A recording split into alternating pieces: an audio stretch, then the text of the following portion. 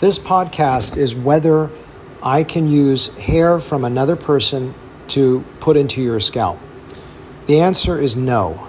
Now, there's a question people always ask, can I borrow it from my brother? Can I borrow it from my sister? And the answer is no, because they're antigens. So you can have a graft rejection. After I transplant it, the area will undergo a very strong reaction and your grafts will spit out. They've actually tested this in the past and it didn't work.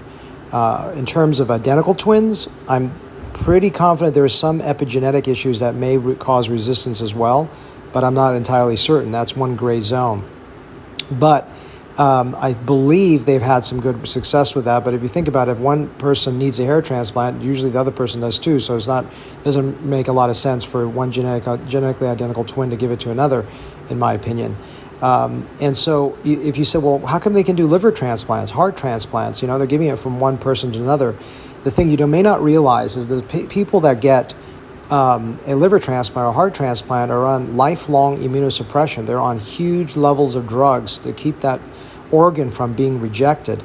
And so if they stop those drugs, that organ can be rejected, and that could be life-threatening, if not deadly and brutal. And so with hair transplant, no one's going to be on lifelong immunosuppression just to have hair, because that can cause in itself cancer, heart issues, a lot of liver toxicity. So it's worth it if you have a failing heart to get a heart transplant and be on immunosuppression. Same with a liver transplant, etc. But that makes absolutely no sense when it comes to something cosmetic like hair.